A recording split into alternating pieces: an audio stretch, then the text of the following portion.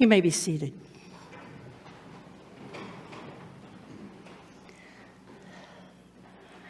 This is quite possibly my favorite of the Easter appearance stories. But it's one that only comes around every 3 years in our lectionary on this third Sunday of Easter. But it is so full of images and sounds and so many wonderful ways to look at this story. For it's our gospel continuing in this Easter season with the experiences of the disciples whose lives have been changed in an instant. They've lost their leader, the one who took them away from their everyday occupations and into an amazing adventure of teaching and healing, into new ways of understanding a relationship with God, and one who had turned their world upside down. The story takes place sometime after the resurrection, sometime after the risen Jesus appeared to them in the locked upper room in Jerusalem, where they saw his wounds and were blessed. We don't know exactly how long it has been, but now they are back in Galilee, the place where the adventure began. This story is a bit different from the others. It's no longer just a resurrection appearance, but a kind of a hinge between what has been, Jesus' ministry, death, and resurrection, and what will be, something entirely new. Just picture these disciples, if you will, lost, perplexed, wandering aimlessly, wondering what to do, what will happen next. Even though Jesus was clear in his earlier teachings that they are to carry on his work, that they will be equipped to do so, they've never really understood. They haven't been able to see a time when he will no longer be walking beside them day after day, when he's no longer there to touch the eyes of the blind and return them to sight, no longer there to sit at the table and break bread with them and with the outcasts of society. Now that he is gone, they wonder what will happen. I wonder if they were even able to think about going on, carrying on his work, spreading his teachings and his love to others. Or did they wonder if it had even all been real, or just some kind of a dream that has now come to an end? In the midst of that confusion, Peter says, "I'm going fishing." And the rest of the guys jumped on board. It's something to do, after all, something to take their minds off all these questions, something familiar and normal. Fishing was Peter's trade and that of some of the others until Jesus came along and changed their lives. Returning to the familiar is not so strange, is it? Sometimes we do that, don't we, when something happens to change or to shake our world. Don't we often try to go back to something familiar, to gain some sense of stability, to try to regain our strength, our equilibrium? They did it together. They did not go alone. We don't know for certain, but I'm betting that they told stories on the road and out on that boat, remembering the things that had happened, things that were remarkable, and things that were ordinary, special moments and hard ones. And then there they were in the midst of the ordinary, early morning on the water, in the stillness and beauty of dawn, a glorious sunrise, perhaps, the lapping of water against the hull of the fishing boat.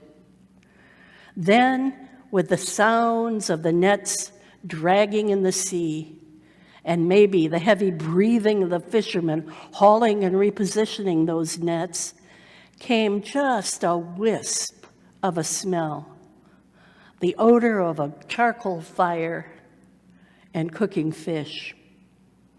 And then a voice telling them where to put the net to find the fish. The story is curious, isn't it? And maybe even a bit comic. That though Jesus had recently appeared to them, it took a while, again on this morning, to recognize this stranger on the shore, telling the fishermen how to do their jobs.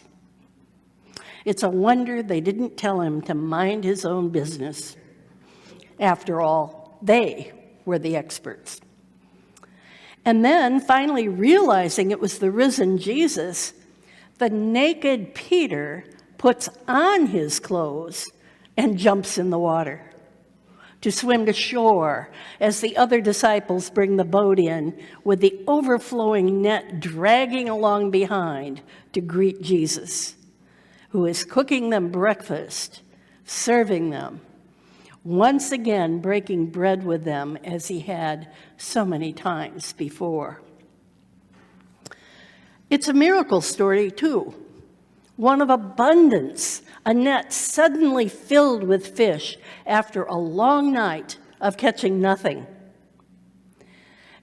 And that part of the story has echoes, too, of earlier times. Remember? A similar abundant catch when Jesus first met them and called them away from their boats to follow him and to be fishers of people. It's a story of inclusion. That net full of fish is straining, but not breaking with the load. The small fish are not slipping through the mesh. The large, especially lively fish are not tearing out an escape hole. All are held and accounted for. We hear that inclusion, too, in the dialogue between Jesus and Peter. Notice that Jesus did not say, "Feed some of my sheep. Feed only those with white fleece, or only those rams with curly horns." He said, "Feed my sheep, all of them, without qualification. Black and white, striped and solid, blonde, brunette, redheaded, gay and straight, Asian, African, European." That's what those 153 fish captured in the net without breaking was all about. Community and unity, inclusion. "Feed my sheep," Jesus said, "all of them." It's a story of community, of Jesus breaking bread with his friends, that reminds us that sitting at table and eating with all kinds of people was one of Jesus' favorite things. Now, this time for the disciples, it was not in an upper room in Jerusalem. It was not in the dining room of Martha and Mary in Bethany. It's a barbecue breakfast on the beach of the Sea of Galilee, back home where the story all began. They are sharing the gifts of food and community to nourish their bodies and their souls.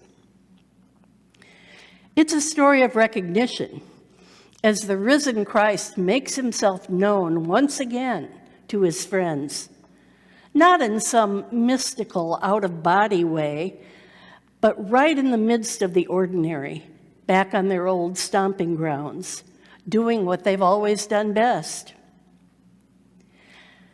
Maybe the disciples had thought it was all over and they could escape the hard commitments they'd made to this Jesus person. Maybe they were even a bit relieved to be done with the wandering, the conflicts, not knowing where their next meal would come from or where they might sleep at night. But here he was. Jesus was back, at least for the moment, intruding into their space. Jesus was back to make certain they understood their marching orders, because now it was all up to them. It's a story of forgiveness and reconciliation. Remember how the last time Peter was near an open fire, He denied Jesus 3 times and ran away before the crucifixion. Here, Peter is asked 3 times, "Do you love me?" He's brought back into Jesus' fold before being sent forth to become the foundation of the church and to feed the sheep. Ultimately, this is a story of sending, more accurately, resending. Once again, they're called from their fishing nets to follow Jesus, now by committing their very lives to the feeding and tending of people far beyond their familiar Galilee. Those who give their lives and those who will live to tell the story all have roles to play in spreading the news, in carrying the vision of God's realm to the ends of the earth, in word and in deed.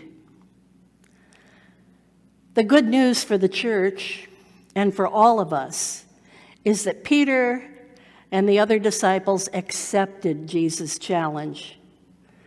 Not very long after, they went forth to feed the sheep, to teach and to heal, and to equip others to do the same.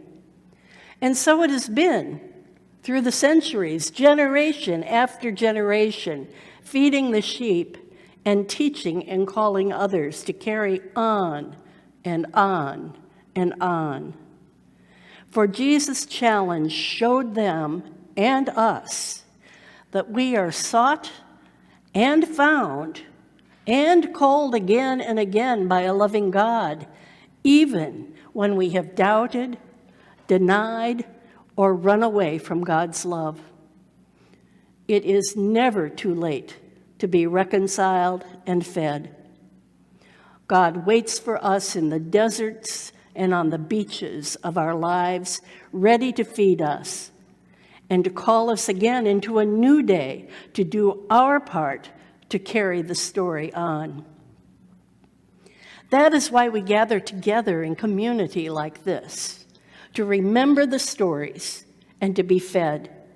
We do that in worship and ritual, in celebrations, and in vigils. We share gifts of laughter and tears, bread and wine, tokens of our time together, holding tightly to one another so that we can open our arms to others when we are sent forth. Prepare to be surprised, for it is in these times that seem most uncertain and perplexing, that Christ breaks through and we know his presence. Often in ways we do not expect, resurrection takes place. Jesus cooked the breakfast that morning on the beach, grilled fish, fragrant and inviting, ready for the disciples when they brought the boat to shore. And then Jesus invited them to add fish from their abundant catch. We too are invited to add our fish, ourselves, to the feast of life, to not only eat until we are filled, but to go forth, to share it to the ends of the earth, to all of God's sheep. May it be so. May we be fed and surprised, and may we say yes. Amen. Amen.